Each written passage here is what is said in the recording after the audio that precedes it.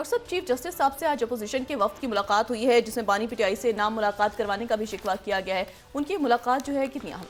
देखिए, कम से कम मुलाकातें हो रही हैं, मुलाकातें हो रही हैं, मुज़ाकरात हो रहे हैं और अफरा तफरी नहीं है। सड़कों पे बेचैनी है क्योंकि ज़ाहिर है कि मईशत के हवाले से, सिक्योरिटी के हवाले से और एक सियासी अदम इस्तेकाम तो अपनी जगह मौजूद है। लेकिन जो भी मामलात हैं वो मैं हमेशा कहता हूँ कि मुज़ाकरात बातचीत से हल हों तो ज़्यादा बेहतर है। इसी में से कोई रास्ता निकलेगा यकीनन, क्योंकि ये जो अरेंजमेंट है ये भी दबाव में है कि भाई मुल्क की मईशत और डिलीवरेंस और जो है वो करप्शन के मामलात, वो ज़ाहिर है कि वो उनसे रिलेटेड हैं। जो तहरीक इंसाफ है उनके इश्यूज़ ये हैं कि वो इलेक्शंस के मामलात और फिर उसके बाद वो जो कमीशन के मुतालबात कर रहे हैं, और बाकी तो ये अवाम तफ़हीम से बातें आगे बढ़ें तो उसमें ज़्यादा मुनासिब है। तो इसका नतीजा निकलेगा जल्द ही, क्योंकि ये जो पूरा एक अरेंजमेंट है मैं हमेशा कहता हूँ ये डिलीवर नहीं कर पा रहा, और ये जो है बस इसमें से कोई ऐसा रास्ता निकले कि मुल्क में इस्तेकाम आए। और सिक्योरिटी बहुत बड़ा चैलेंज है, और साथ ही अब फॉरेन पॉलिसी जो है वो पूरी दुनिया की ग्लोबल इतनी तेज़ी के साथ वो मुख्तलिफ शेप्स ले रही है कि उसमें ये हम अदम इस्तेकाम तो बर्दाश्त ही नहीं कर सकते यहाँ पर। तो जल्द से जल्द बातचीत के ज़रिए जैसे भी ये इस्तेकाम की तरफ मुड़ जाए तो उतना बेहतर। अच्छा, फिर दूसरी जो बात है वो ये है कि जो एक तो कैश पटेल जो हैं वो 46 साल कैश पटेल जो हैं वो FBI के जो डायरेक्टर, बड़ी अहम पोस्ट है ये, और ये जो हैं ये पहले भी हाई प्रोफाइल जॉब्स में रहे हैं। ये इंटेलिजेंस के हवाले से और बाकी हवालों से, पेशे के हवाले से ये लॉयर हैं, और इनका यहाँ इनके जो वालिदैन हैं उनका ताल्लुक़ जो है वो भारतीय गुजरात से। ये जाके युगांडा में इनकी फैमिली सेटल हो गई थी, फिर ये कनाडा चली गई थी इनकी फैमिली, फिर ये अमेरिका आए, और फिर उसके बाद वहाँ पे इन्होंने मुख्तलिफ जो जामियात थी और मुख्तलिफ जगहों पे इन्होंने आला तालीम हासिल की, और अब इनकी कन्फर्मेशन हो गई है सेनेट से। तो ये FBI के डायरेक्टरों की बड़ी इंपॉर्टेंट पोस्ट है। और उसके साथ ही इन्होंने भी जो ट्रंप इंतज़ामिया के बाकी कई लोग हैं जिन्होंने शदीद, जिन पे नुक्ताचीनी भी होती रही, उनको तनकीद का निशाना भी बनाया जाता रहा और मुख्तलिफ इल्ज़ामात भी लगते रहे, उन सारे जो दौर थे उनसे ये गुज़र के इस जगह तक पहुँचे हैं। और इन्होंने उसके बाद ये कहा है कि तमाम दुनिया में जितने भी ऐसे करैक्टर्स जो कि अमेरिका के लिए ख़तरनाक हैं, जो अमेरिका के लिए डेंजरस हैं और बैड गाइज, वो पूरी दुनिया में उनके पीछे जाएंगे। तो ये कैश पटेल की जो नॉमिनेशन है, तो अब ट्रंप एडमिनिस्ट्रेशन आहिस्ता आहिस्ता तकरीबन कंप्लीट जो है वो हो रही है। उसके सारे नॉमिनी जो सेनेट में थे, जो बाकी लोग थे, वो अपनी शेप ले रही है।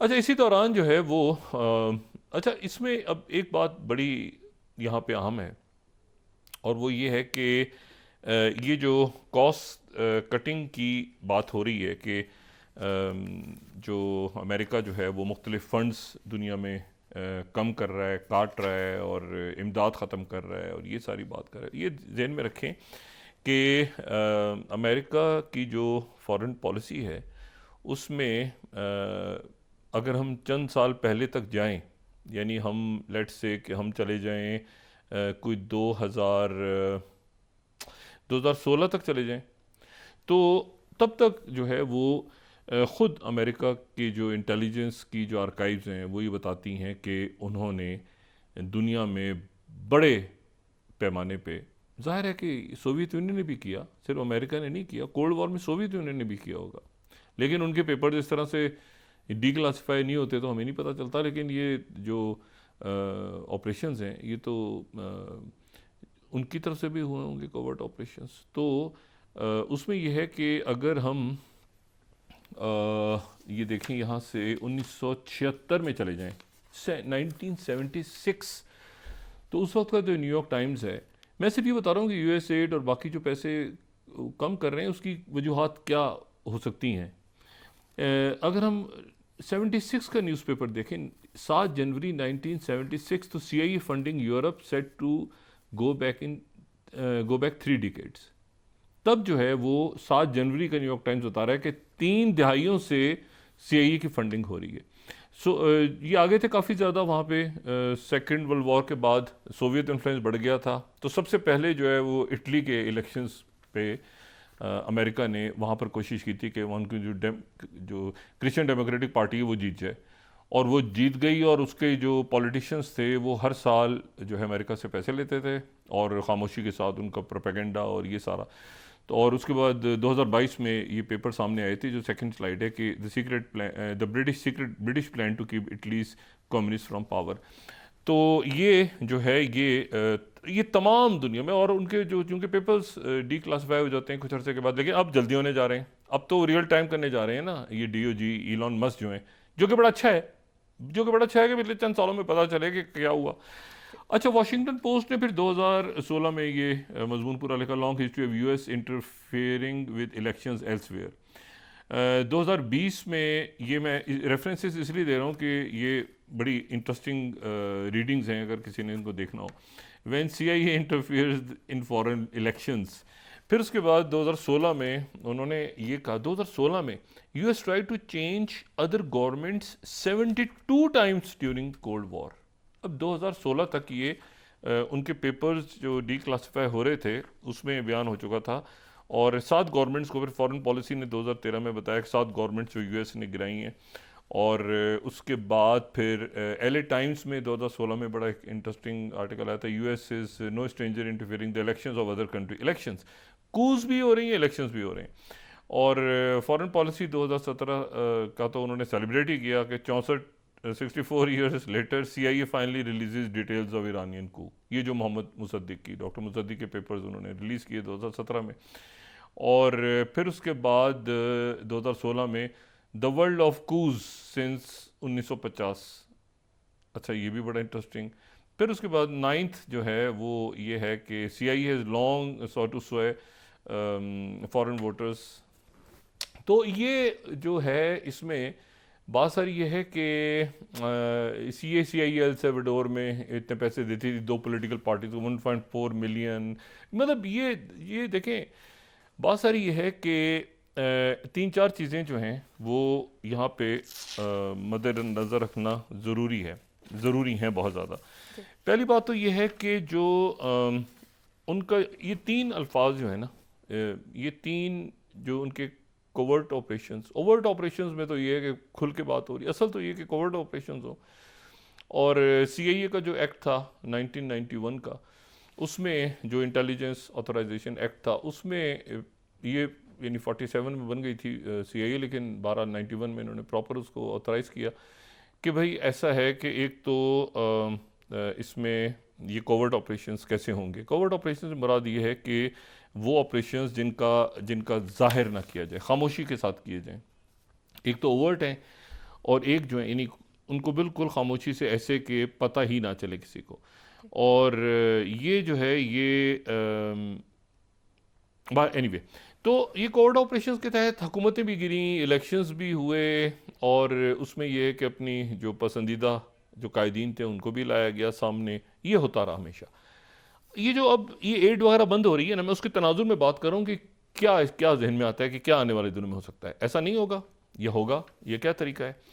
तो अच्छा, तो इसमें जो है ये उसमें 3 अल्फाज उनके लिए बड़े इंपॉर्टेंट रहे हमेशा। एक तो ये कि इन्फ्लुएंस। अब इन्फ्लुएंस में प्रोपेगेंडा, अखबारात, मीडिया, राय आमा, मुख्तलिफ NGOs, मुख्तलिफ जो है वो वहाँ पे आप समझें कि पैसे देना मुख्तलिफ, यानी इन्फ्लुएंस पॉलिटिकल, यानी लीडर्स ऐसे हों कि जो इन्फ्लुएंस में आ जाएं। दूसरा जो है वो एक्नॉलेज, यानी एक्नॉलेज ना आपको करना पड़ा। आपको कल को अगर यानी जिसको कहते हैं ना प्लॉजिबल डिनाबिलिटी, यानी अगर आप किसी जगह पर आप का कोई पता चला कि आप हैं तो आप कहें कि हम तो नहीं है, सबूत लाओ। मतलब प्लॉजिबल डिनाबिलिटी, यानी आप कहें हमें क्या पता कौन कर रहा है भाई। और अच्छा, इसके नतीजे में ये कि मुख्तलिफ मुल्क आपस में भी इसकी वजह से राब्ते में रहते हैं कि भाई ऐसा करो कि कोई निशान पीछे ना रहे, नहीं कोई मीडिया या कोई कहीं शोर हो जाए कि भाई ये तो आपने की है, किसी और ने की है। ये मैं कह रहा हूँ ये सिर्फ अमेरिकन प्ले बुक नहीं है, ये सोवियत प्ले बुक भी रही है। ये कोल्ड वॉर के दौरान यही प्ले बुक्स होती हैं इंटेलिजेंस एजेंसीज की या रियासतों की।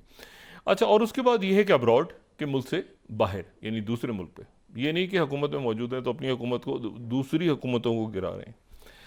अच्छा, तो ये CIA के पास जो है ये इंटेलिजेंस के पास मैंडेट रहा। और उसमें उसकी कोवर्ट ऑपरेशंस में एक तो प्रोपेगेंडा बहुत अहम है, और प्रोपेगेंडा ऐसा कि जी लोग कन्विंस हो जाएं, लोग बददिल हो जाएं किसी रहनुमाओं से, किसी लीडर से, और लोग जो हैं किसी को बहुत अच्छा कहने लगें तो उस पर बहुत पैसा, वॉइस ऑफ अमेरिका की बहुत फंडिंग होती है, इसी तरह से रेडियो फ्री यूरोप और ये सारे। जब इराक पे अमेरिकन आए तो उसके बाद वहाँ पे कई रेडियो स्टेशंस और टीवी स्टेशंस अचानक चलना शुरू हो गए थे। अफ़गानिस्तान में भी ऐसे ही शुरू हो गया था। और वो ये होता है कि जी वो बिल्कुल बहुत अच्छा है और ये है और वो है, सारी जो है ना सब अच्छा है कि खबरें, तो वो फंडिंग फिर वो थोड़ी देर से के बाद वो ख़त्म हो जाते हैं, गायब हो जाती है। जैसे यूक्रेन में अब वो कई अखबारात और टीवी और ये सारे बंद होने जा रहे हैं। अच्छा, फिर उसके बाद ये कि पॉलिटिकल एक्शन बड़ा इंपॉर्टेंट है कि ये ना हो कि सिर्फ कि जी प्रोपेगेंडा ही हो रहा है, पॉलिटिकल एक्शन हो। उसके नतीजे में पॉलिटिकल लीडर्स को बाकायदा किसी न किसी अंदाज में उनको ब्राइब किया जाता है, उनको फ़वाइद पहुंचाए जाते हैं, उनको सेव किया जाता है, उनको पैसा दिया जाता है, उनकी इमेज बिल्डिंग होती है। अच्छा जी इसे अवार्ड मिल गए, अच्छा जी दौरा हो गया, अच्छा जी वहाँ पे हाथ मिलाया, अच्छा तस्वीर आ रही हैं, अच्छा जी बड़े साहब हैं, अच्छा जी ये है वो, एक एलीट ऑफ द एलीट वो पूरे उसमें सर्कल में लाते हैं ना। कार्टल्स भी हैं तो ड्रग के कार्टल्स भी हैं, तो बैंकिंग कार्टल्स भी हैं, तो वहाँ पर जो है वो अच्छा ये इनाम भी मिल रहे हैं, तो ये एनजीओज भी हैं, तो खिताबात भी हो रहे हैं, तो दौरे भी हो रहे हैं, और साथ उसमें कोई फार्मास्यूटिकल की अपनी एक कार्टल है, और हर चीज़ का एक एलीट ऑफ द एलीट है जिनका आवाम से कोई ताल्लुक नहीं। आवाम के ऊपर प्रोपेगेंडा करना है, बताना है वो हो जी ये उससे मिला, ये वहाँ तकरीर की, फलाना फलाना, और सर पे आ गए। और फिर उसके बाद जो तीसरा उनका बड़ा इंपॉर्टेंट हमेशा वेपन रहा है इन स्टेट्स का, वो इकोनॉमिक रहा है कि मुल्कों को माशी तौर पे आप इस तरह क्रिपल करें उनकी इकोनॉमी को कि वो डिपेंडेंट ही रहें। मतलब वहाँ पे आप कर्ज़ों के जाल, इकोनॉमिक हिटमैन जो मैं हमेशा बहुत दफ़ा जिक्र किया है कि इतना मुल्कों को फंसा दें, उस वक्त गुडी गुडी शो करें सारा, देखो कितना अच्छा है, देखो कितना अच्छा है, देखो कितना अच्छा, कितना सुकून है, कितना सुकून है। और जब उनको आगे पीछे किया जाए तो एकदम से शोर मचाएं, देखो हमारे वक्त में क्या हुआ, देखा ये क्या, देखो ये हमने थोड़ी की, हमने तो इतना मुल्कों को कर्ज़ों की दलदल में फंसा दें कि वो इकोनॉमिकली आपके डिपेंडेंट रहे हमेशा, और आपके पास वो जाते रहें, और आप उनको फिर अपनी चाबी मरोड़ के अपनी मर्ज़ी के वहाँ पे हुक्मरान लाते रहें, और उसके बाद वो, तो ये एक प्ले बुक उनकी रही है। और आखिर में जो सबसे लीथल, सबसे खौफनाक है वो पैरामिलिट्री है कि मतलब है कि प्रॉपर कोई आप फोर्सेस ऐसी ट्रेन करें, लेकिन ये होती नहीं है। इस तरह से उनको गुरिल्ला ट्रेनिंग्स दें और ये दें वो, लेकिन ये ज़रा मुश्किल काम हो जाता है। और ये क्यूबा में जैसे बे ऑफ पिग्स या बाकी गुरिल्ला तंजीमों को और हुकूमत, वो ज़रा थोड़ा मुश्किल हो जाता है, लेकिन ये कि बहरहाल वो भी एक है सिलसिला। अब इशू ये है कि अब चूँकि ये दुनिया जो है इसमें सारी प्ले बुक्स चेंज हो रही हैं। आज जो है 2-3 वाक़यात ऐसे हैं जो कि जिन्होंने पूरी जो पिछले 24 घंटों के अंदर मज़ीद, वो कहते हैं ना मज़ीद वो आ रहे हैं, तेज़ी के साथ मुख्तलिफ मोड़ आ रहे हैं।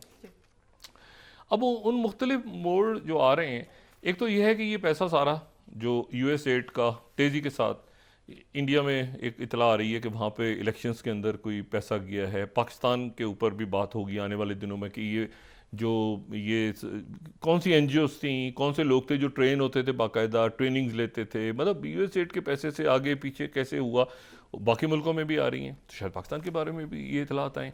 और ये है कि पैसा करप्शन कितनी हुई, कैसे पैसा कहाँ खाया गया, क्या हुआ, ये हुआ, तो वो डालते जा रहे हैं एलोन मस्क। और ये जो है पाकिस्तान को दुनिया के हर मुल्क को अपने अंदर खुद एक DOGE बनानी चाहिए। पाकिस्तान को एक DOGE की ज़रूरत है कि हम खुद अकाउंटेबिलिटी करें। गैर ज़रूरी अफराद जो जिनको जिस तरह अमेरिका में उनको बाहर किया जा रहा है, जो हर दौर में भर्ती होते रहे वहाँ पे, कभी ओबामा साहब भर्ती कर रहे हैं, कभी बुश सीनियर भर्ती कर रहे हैं, ये काम के लोग आप रखें, बाकी लोगों को आप खुदाफिज कहें। तो ये जो आज इतना बड़ा जो हर कुछ अरसे के बाद बात होती है कि जो वाइट एलिफेंट फलाना अदारा बन गया, इतने हज़ारे में इतने लोग चाहिए थे, इतने लोग हज़ार, इतने पता नहीं एक चाहिए था तो 10,000 मौजूद हैं। तो ये इसीलिए है कि वो सियासी भर्तियाँ होती रही हर दौर में। तो ये बहुत ज़रूरी है कि जो IMF के कहने पे अब सोचा जा रहा है या किया जा रहा है, मुझे नहीं पता, लेकिन ये है कि वो एक आप स्मार्ट लोगों को पहले बताएं कि ये दौर एक चेंज हो गया और इसमें स्मार्ट जो है ना, स्मार्ट से मुराद देखने में स्मार्ट नहीं बल्कि दूसरा स्मार्ट, यानी कि आपको शॉर्ट स्मार्ट लेटेस्ट दुनिया के हवाले से साथ चलना है। अच्छा, अब इसमें देखें ना एल्गोरिदम्स के साथ वॉरफेयर आ रहा है, फिर लीथल ऑटोनोमस वेपन्स आ रहे हैं, ठीक है ना, लीथल ऑटोनोमस वेपन्स आ रहे हैं, खुद डिसाइड करेंगे, एआई पावर्ड, वो खुद डिसाइड करेंगे डेटा के साथ कि आपके ड्रोन्स ने कहाँ पे जाना है, कहाँ पे टारगेट करना है। स्वॉर्म वॉरफेयर आ रहा है, बहुत सारे ड्रोन्स एक ही वक्त में बहुत सारे क्रिपल कर दें पूरी कम्युनिकेशन को, पूरे सिस्टम्स को, और बहुत ही छोटे साइज़ के, वो सैकड़ों हज़ारों की तादाद में। ये जो आपको नज़र आते हैं ना चाइना में, इधर उधर, आजकल यूएई के अंदर ये बहुत जो लोग कहते हैं कि आतिशबाजी हो रही है, ये ड्रोन्स हैं सारे, ये छोटे छोटे कलर ड्रोन्स हैं। इसको लोग समझते हैं कि शायद ये आतिशबाजी हो रही है। तो ये छोटे छोटे हज़ारों की तादाद में ड्रोन जो हैं, अब वो किसी और दुनिया में हम चले गए हैं। लोग अभी तो बल्कि एक मसला बहुत बड़ा ये है कि पाकिस्तान में, दुनिया में बहुत से लोग अभी तक समझते हैं कि जो वाईफाई है, जो टेलीफोन का वाईफाई है, शायद सैटेलाइट से चल रहा है। उनका ख्याल है सैटेलाइट से चल रहा है। उनको बताना समझाना बड़ा मुश्किल हो जाता है कि सैटेलाइट से नहीं चल रहा, ये करीब जो है किसी टावर के साथ लिंक्ड है, और वो टावर जो है फिर आगे जाके अंडर सी केबल के थ्रू ये आपके टेलीफोन चल रहे हैं। इसका कोई ताल्लुक सैटेलाइट इंटरनेट से नहीं है। लेकिन लोग समझते हैं कि शायद वाईफाई ही सैटेलाइट है। मतलब उनको टेक्नोलॉजी ज़रा बोरिंग है, टेक्नोलॉजी को समझाना ज़रा बोरिंग हो जाता है ना। मतलब उसमें ह्यूमन एंगल नहीं आता। मतलब है कि गज़ा की जो तस्वीर हैं, जो बच्चों की, या वहाँ पे जो कत्लेआम हुआ है, तो वो ह्यूमन स्टोरी है। लेकिन वो जो उससे ज़्यादा इंपॉर्टेंट, 2000 बमों से लोग तकलीफ देख रहे हैं, तबाही हो गई सारी, लेकिन उससे ज़्यादा लोग उसको भूल गए हैं कि जो पेजेस के अंदर जो सिम्स के जो ब्लास्ट हुए थे, और वो स्टोरी दबा दी गई। मैं कह रहा हूँ ना, वो स्टोरी दबा दी गई, वो क्योंकि उसका इसमें ह्यूमन एंगल नहीं आता। अक्सर ये होता है कि हम अपने रिपोर्टर्स वगैरह से कहते हैं कोई ऐसी स्टोरी यार आ जाए, ऐसी स्टोरी करो जिसमें ह्यूमन एंगल आ जाए। ह्यूमन एंगल, अब मशीन्स में तो ह्यूमन एंगल नहीं। इसका मतलब ये तो नहीं है कि मशीन्स नहीं काम कर रही, मशीन्स तो काम कर रही हैं, लिथल काम कर रही हैं, लेकिन ये कि चूंकि उसमें ह्यूमन एंगल नहीं है, लोगों को बताना मुश्किल है बहुत ज़्यादा। तो कहेंगे वाईफाई, अच्छा छोड़ो यार, रखो ना, वो देखो वो सामने वो ये क्या जैसे मनाजिर चल रहे हैं हमारे टीवी पे। तो ह्यूमन एंगल चूंकि मशीनों में नहीं है, लेकिन मशीन्स जो हैं ये चूंकि हैं, रियल टाइम है, लीथल है, काम हो रहा है इनके ऊपर, तो इसमें ह्यूमन एंगल ना होने की वजह से लोग। और फिर ये जो DCW है, डिसीजन सेंटर वॉरफेयर, कि जी आपके डिसीजंस के ऊपर भी आगे जो है वो जो कमांडर्स हैं, वो उनके जो ह्यूमन कमांडर्स हैं, उनको अगर AGI आ जाती है तो उनको बाईपास करती है उनके फैसलों में, बैटल ग्राउंड्स के अंदर सिमुलेशंस के ऊपर रियल टाइम इंटेलिजेंस कैसे प्रोवाइड करती है। तो मतलब दुनिया आगे जा रही है तेज़ी के साथ। AI part deep battle planning में उनकी स्ट्रेटजी कैसे प्लान कर रही है, तो वो भी, उसमें भी AI आ रही है। और ग्रे जोन वॉरफेयर में भी AI आ रही है आहिस्ता आहिस्ता। और अंडर वाटर व्हीकल्स, ठीक है ना, ऑटोनोमस, वो भी जैसे ऑटोनोमस जो हैं ये AI ऑगमेंटेड स्पेशल फोर्सेस बन रही हैं। और उनमें आप देखें ना कि जो ये एक्सोस्केलेटन्स हैं और स्मार्ट हेलमेट्स और augmented reality, AR battle interfaces, neuro warfare आ रहा है आगे। यानी ये आप देखें ना कि ये अब तो चले गए हैं ना, नैनो टेक्नोलॉजी पे आ गए हैं ना। तो नैनो टेक्नोलॉजी पे आप जब जीन्स की इंजीनियरिंग कर रहे हैं, यानी अब सेल के लेवल पे तो है ही नहीं ना, सेल के अंदर जाके जेनेटिक इंजीनियरिंग हो रही है। यानी आप ये नहीं कर रहे कि आप एक इमारत बना रहे हैं बहुत बड़ी, आप इंसानी खलिया भी नहीं, इंसानी खलिए के अंदर जाके आप जो हैं वो उसकी जीन्स की इंजीनियरिंग कर रहे हैं।